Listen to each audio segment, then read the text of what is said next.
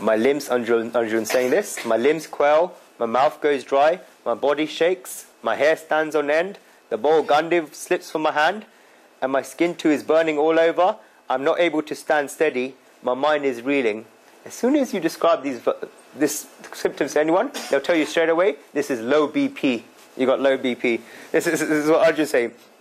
Arjun had so much pride in his bow that if someone had even insulted his bow, he would have killed them. Even if Yudhishthir had said something against Arjun's bow, he would have been hit. And this is what happened later in the Mahabharata war. This is the amount of faith that Arjun had in that Gāṇḍiva war. This very bow is slipping from Arjun's hand. The spiritual meaning of this is the strength that he had is departing from his soul. This is the instrument that was giving him victory, and his main instrument to himself of his strength. Thank you. Yeah, and he was losing it. He was losing that strength. If one looks at all the symptoms in this verse, that they're symptoms of low blood pressure. If someone else had said, they heard what Arjun is saying, they would say to Arjun, Arjun, have a glass of lemon syrup, put 2 spoons of glucose in your mouth, and get ready to fight. If Sri Krishna had said this, the Gita would have become a medical scripture for the body and how to treat low blood pressure. No, Sri Krishna did not say this.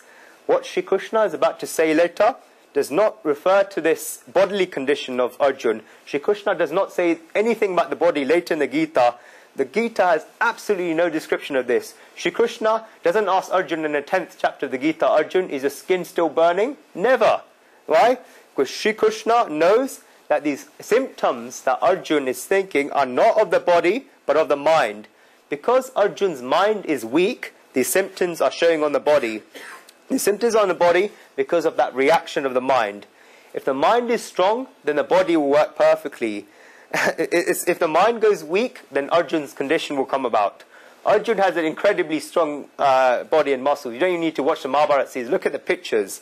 Look at this picture you've got in front of you. But when his mind went weak, he could not even stand up. The mind is the most important. There's 3 schools that are created to make human beings happy. You probably saw from the invite. These are science, politics, and religion. Sanatana Dharma is not religion. I told you earlier, religion is that which binds. But we say, you're beginners in the Gita, we'll say for the purpose of time, because this is the purpose of religion, to make people happy. One thing they've got common, they exist to make man happy. They're there to give happiness to human beings. Science tries to make people happy by saying that their unhappiness is because of external conditions. Scientists believe that if they change external circumstances, then human beings are happy. If one is hot, scientists will say, I'll invent a fan. Then if one is too hot, scientists will invent a fan and say, your sadness will go away.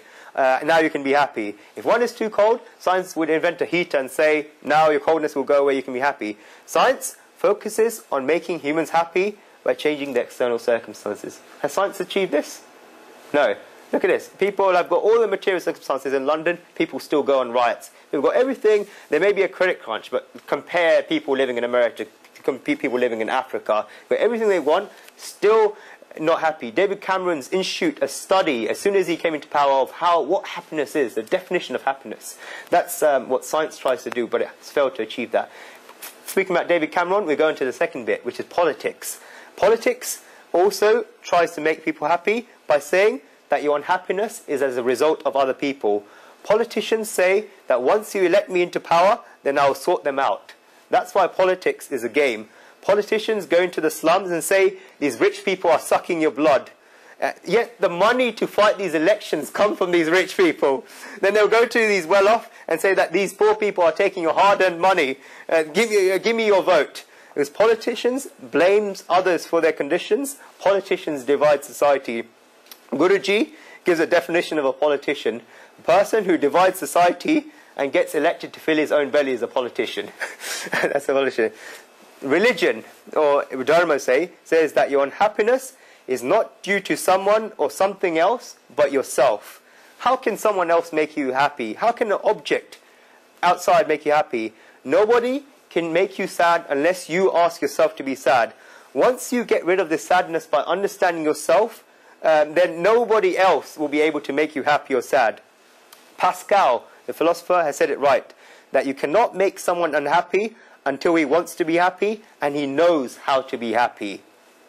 Pascal, you cannot make somebody happy until he wants to be happy and he knows how to be happy.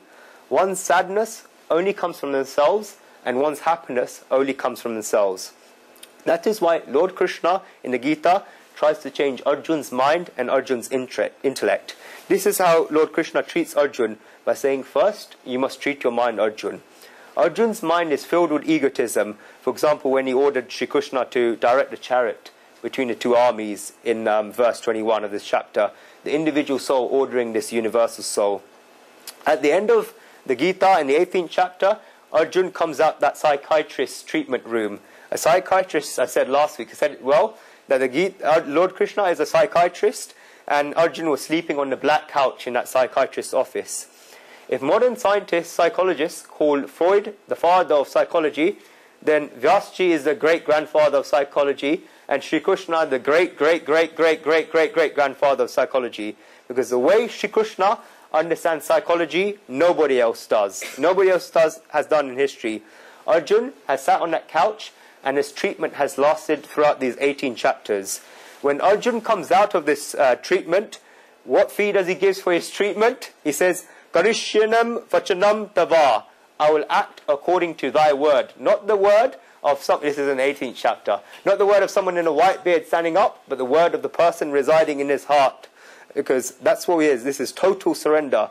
Nasto mahasmiti laba tvat prasad maya chuta sitosmi gatas meda karishyam ne vachanam tada. Arjun says this verse near the end of the Gita, yes, I am okay now. This is a total change and a very big change.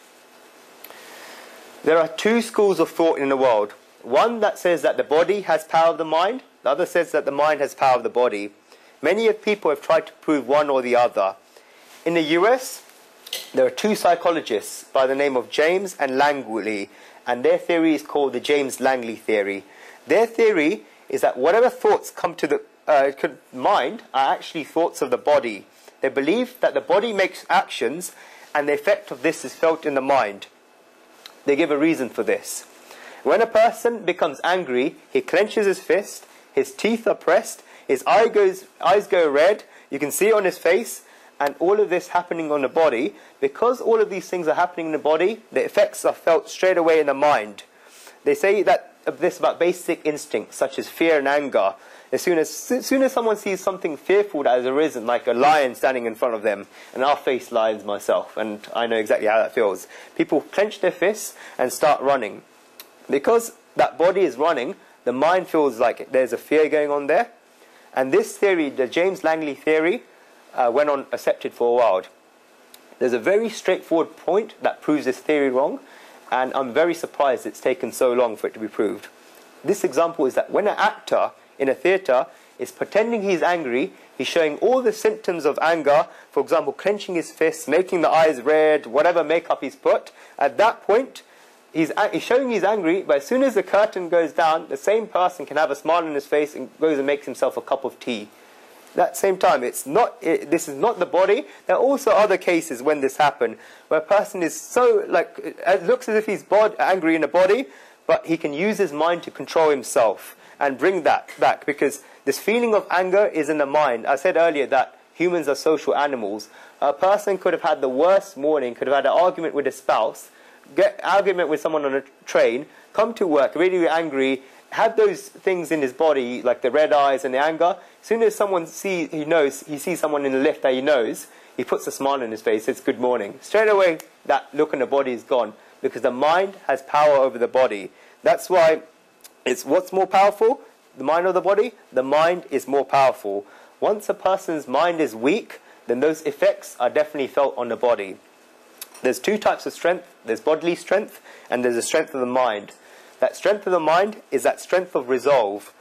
Of course, one should have bodily strength, and one should never rule that out. Bodily strength is needed first. You need to be healthy. But the main one and the engine is that strength of the mind, and this is the strength of resolve.